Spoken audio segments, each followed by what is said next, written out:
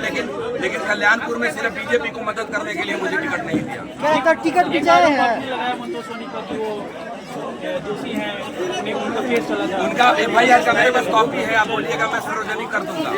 उनके ससुर जी का मेरे पास स्टेटमेंट है और इन लोगों ने ये जेल रहे थे, वहां से जमानत मिला था और बाद में इन लोगों ने उस केस को, ये केस की कॉपी है, आप लोग रख के इसका कॉपी ले सकते हैं। और उसके बाद इन्होंने कैसे सुलह किया, क्या किया, कैसे सेटिंग किया मैं नहीं जानता।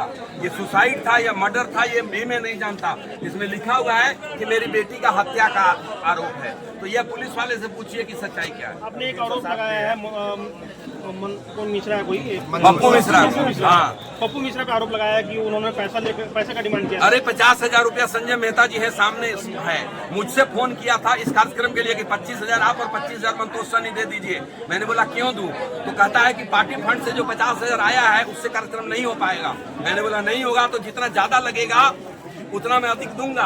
और अभी तक उन्होंने टेंट वाले का पैसा नहीं दिया है, उसमें नाश्ता भी लोगों को करवाना था, कोई नहीं करवाया है, सब वहाँ पे घुसखोर लोग बैठे हुए हैं। आपका जब टिकट कटा था प्रशांत किशोर से आपकी बात हुई कि यहाँ का जो देखिए मैं 3 दिन से प्रशांत किशोर से मिलने के लिए पटना में बैठा हुआ था और रोज मुझे ये कहा जाता था अब मिलवाता हूँ, अब मिलवाता हूँ, अब मिलवाता हूँ और नहीं मिलवाता था। तो कल जब मैंने प्रेस कॉन्फ्रेंस किया है, जब मैं मीडिया के साथियों से मिला हूँ, तो मीडिया के साथियों से मिलने के बाद उनके लोग मुझे मनाने के लिए हाथ से अंदर लेकर के गए। अंदर लेकर के गए तो अंदर ने प्रशांत किशोर जी ने मुझे मनाने की कोई कोशिश नहीं किया, उन्होंने उल्टा मुझे धमकी दिया कि इतना तेज क्यों बोल रहे हो। प्रशांत किशोर ने? हाँ, मुझे उन्होंने धमकी दिया कि क्या कर लोगे, आपने बोला है कि चंपारण में एक भी सीट नहीं जीतने दूंगा। मैंने बोला हाँ मैंने बोला है। तो कहते जाओ जो करना हो कर लेना। और फिर मैंने बोला ठीक है आपको जो करना है कीजिए और मुझे जो करना होगा मैं करूंगा। ये बोल करके मैं उनके कमरे से बाहर आ गया। प्रशांत किशोर का जयप्रकाश नारायण की उपाधि दी थी और प्रशांत किशोर आपको धमका रहे हैं। बिल्कुल धमका रहे हैं। और इतना ही नहीं बोला उन्होंने, आप वहाँ पे अपने सहपाठियों को, JSPT के साथियों को कह रहे थे कि जिन लोगों का आज टिकट बट गया है उन्हीं का सवाल सुनना, जिनको बाद में मिलना है टिकट वो लोग खड़े हैं तो उनको डंडा मारकर बाहर भगाओ। तो मैं ये कहना चाहता हूं कि आप शेखपुरा हाउस में ताला लगा कर रखिए, आपको डंडा मारकर भगाने की क्या जरूरत है। एक तरफ तो आप बोलते हैं हमारा दरवाजा खुला हुआ है, जो आता है आने दो, जो मिलना चाहता है मिलने दो, और दूसरी बात अपने लोगों को कहते हैं कि लाठी मार कर धमकाओ। अब आपको जनसुराज का उद्देश्य क्या लग रहा है? देखिए जनसुराज का उद्देश्य जो चुनाव के बाद जनता तय करेगी। कल अब मैं पहले जब मुझसे आप लोग सवाल करते थे तो मैं बिहार की बात करता था, हिंदुस्तान की बात नहीं करता था, क्योंकि मैं बिहार में एक अग्रणी जो उभरती हुई पार्टी के साथ खड़ा था सिपाही बनकर।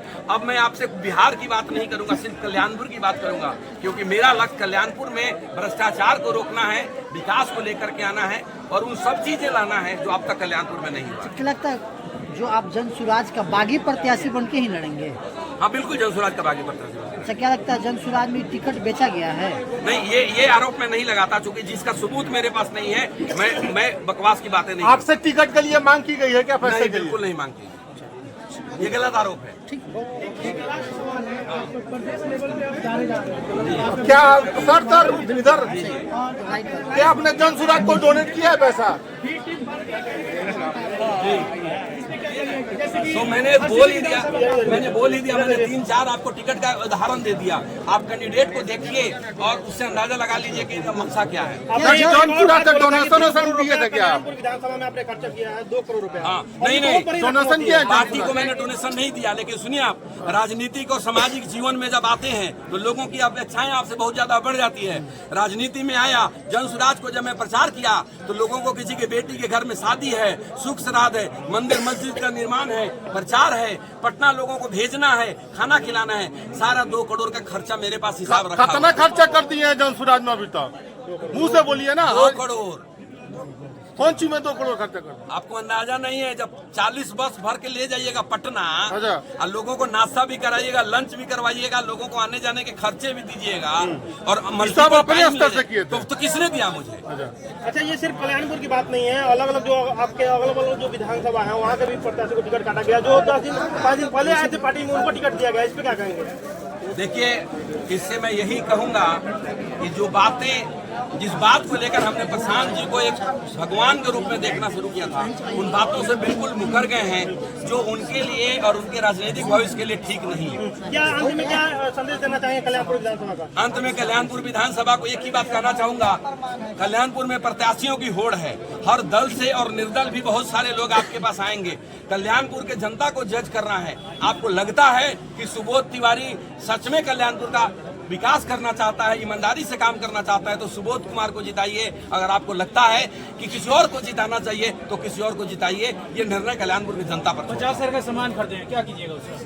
50 लाख क्या कीजिए 50 लाख का सामान? अभी इसके बारे में कुछ सोचा नहीं, सोचेंगे। कॉपी है, गरीब बच्चे लिखेंगे, चुनाव के बाद बांट दूंगा। जब ये चुनाव में नहीं ना बांटिएगा? नहीं, सिंबल का जब कहानी खत्म हो जाएगा तो बच्चों को दे दूंगा, कागज कलम लिखेंगे। मैंने तो बांटने के लिए खरीदा था। अभी मैं चूंकि जन स्वराज पार्टी से मेरा सिंबल नहीं मिला तो सिंबल का प्रचार नहीं करना चाहता हूँ, इसलिए उसको मैंने रखा हुआ है। चुनाव के बाद बंटवा दूंगा।